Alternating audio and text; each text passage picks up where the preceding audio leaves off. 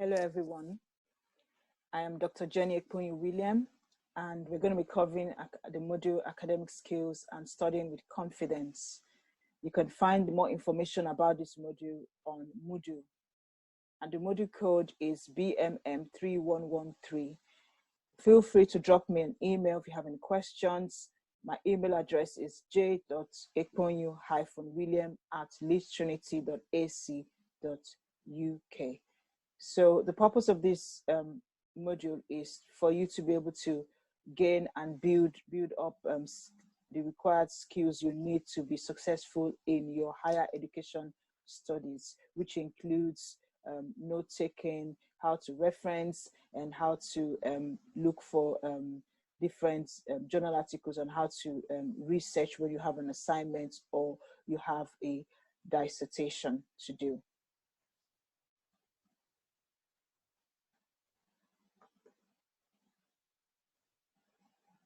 So the learning outcome of this session is note-taking skills. We're going to discuss note-taking skills and why it is important and how you can use these skills to help you when you're doing lectures, and how to synthesize the knowledge that you've gained into the lectures, how to use that when you're revising your lecture notes, and how to also use that when you're also doing research.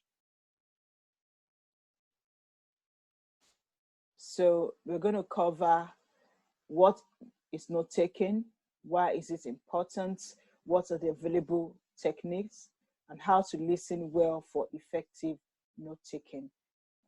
Last week, the last lecture, we talked about referencing. So we talked about paraphrasing. That was the first lecture for academic skills. So this lecture, what we're now moving on to is note-taking. So the questions again that you need to focus on are what is note-taking, why do you need it, and how is it done? When you can answer these questions, you are going to appreciate the importance of note-taking. So what is note-taking? It's just you using a system, using an approach to process the information given to you. You are kind of doing, like, while you're writing, you're doing a mental scanning of all the information that the lecturer is saying in the class, so that you can use it for future reference. So according to the University of Leeds Library Sources, note-taking is not just about writing down everything you hear or you read.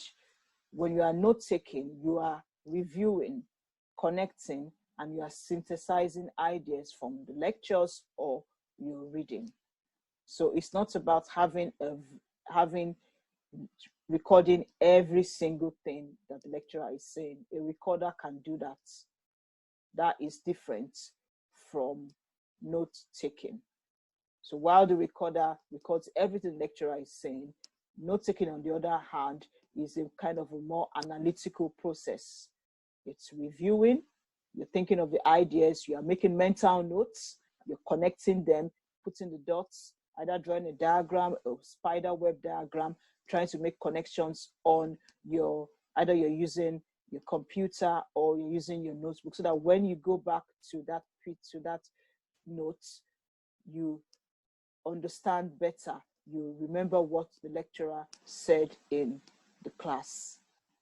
But with a recorder that records every single thing, you don't have all that analysis done. There's no synthesis, there's no connecting of ideas, there's no diagram. So note-taking is a very important skill that you need for your higher education studies, and even when you go into the workplace. You're going to have meetings that you need to attend, discussions with customers, different things, and you may need to take notes. So this is a time to build these skills. So why is it important? It will reduce your study time, because when you're taking notes during the lecture and you're making mental notes, you're connecting them, you're synthesizing them on your device. And if you're reading from a textbook, once you've made the notes, you don't need to go back and read that particular chapter of the textbook, because your notes are already well detailed and you have a lot of memorable kind of connections within those notes that will help you to understand. So unless maybe something is not clear or you need to verify some information, that's when you then go back to the textbook. So it will reduce your study time. Notes are also useful when preparing for assessment. So you're preparing for assessment, you are reading different sources. You may not have the time, and also they may not, it's in terms of protecting the environment, it may not be possible for you to print off every journal article or everything that you've read. But when you have your notebook or your device, you're making notes, you have the electronic copy on your laptop, you're making notes from that, it will make the whole process easier for you. Can also boost your knowledge skills, because there's a connection between reading and writing. There's research that when you're reading something and you're writing it, you tend to remember it, because there's some form of connection between you reading it and actually writing it out. That's why you see some people, even professors, when they are reading, they just don't read a journal article or read a book. They're actually typing up their notes, or they're actually writing the key points, so you would remember them when you do that. So just think about how note taking can help you when you're doing your assignments or when you're doing research. So how do you take notes? We've talked about the what, we've talked about why.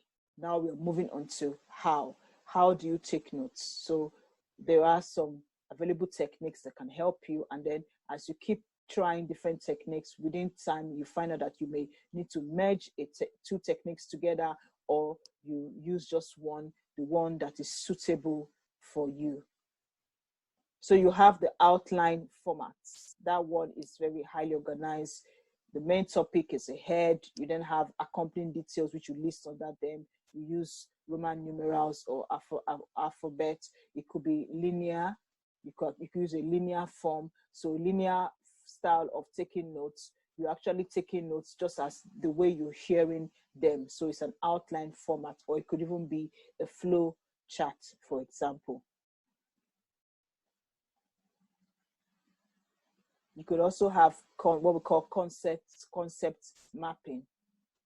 So this shows how the diverse ideas or the diverse points within the notes, how they link to each other, how they are connected, how there's a relationship between them. So when you're making the notes, you need to be very careful. Sometimes it might be better to even start it with using the outline format if you are not sure of some of the connections, and then maybe you then move when you're doing your own reading, you then make the notes more of concept mapping, or it could be the web style. So it could be even using like a spider web kind of diagram, showing the different connections between the different points. So the main points are usually placed in the center, and then other ideas are branched off as appropriate, and you use arrows to show the different relationships.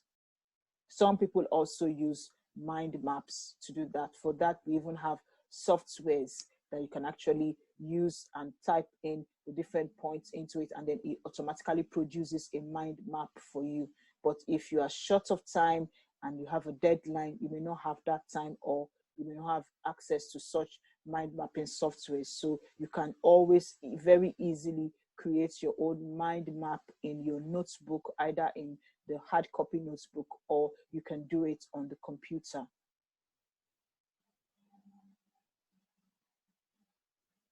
We also have another method, which is the Cornell method. So this is used by college students as well. And there's research to show that it is successful, linking it with the pass rates of students. So you divide the paper into 3 sections. You have the middle section, which is the biggest. At the middle section, you explain the key points.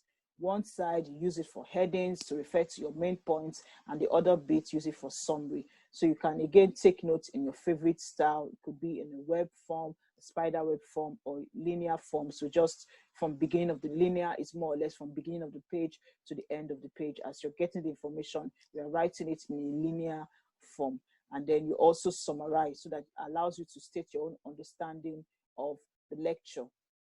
So think about, which method do you prefer? Do you prefer the outline method, or do you prefer the concept mapping method, or do you prefer the Cornell method? By the time you start off with either of them, you could even see that you may want to join or combine both methods together.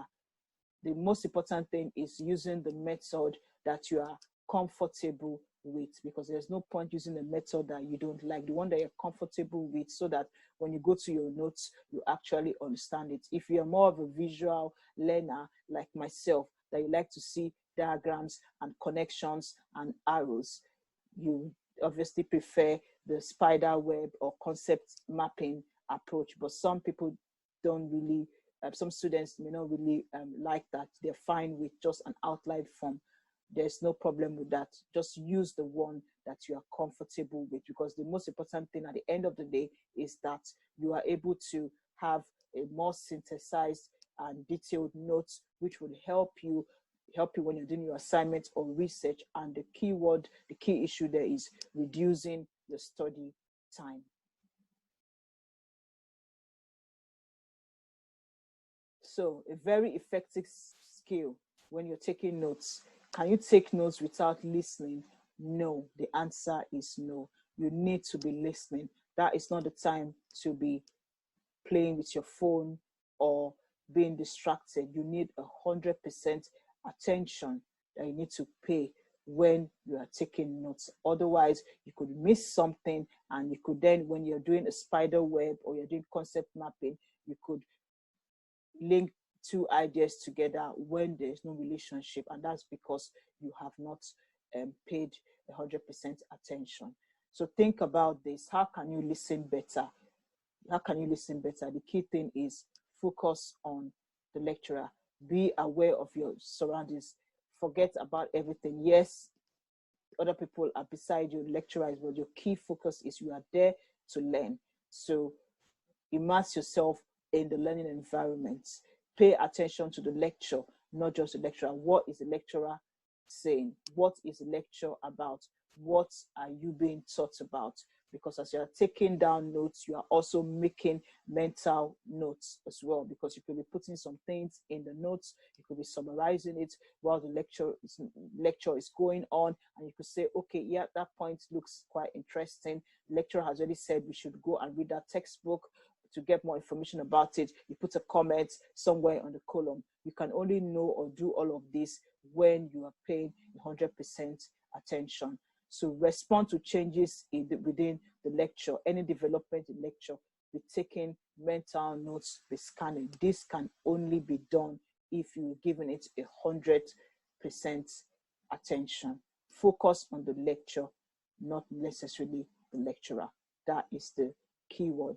So in summary, we have talked about what note-taking is. We've talked about why do we need note-taking, and we've talked about how we can do it. We've talked about the different types, the Cornell method, the concept mapping method, using the spider diagram method, or even using a map minding software, or even using the general and traditional method, the outline method. The key thing is use the method that you are comfortable with.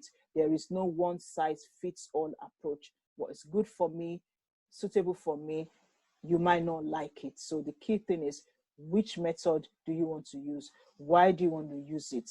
And then stick with it. And it should help you to reduce your study time. Above all, pay 100% attention when you are taking notes. This is the end of the session.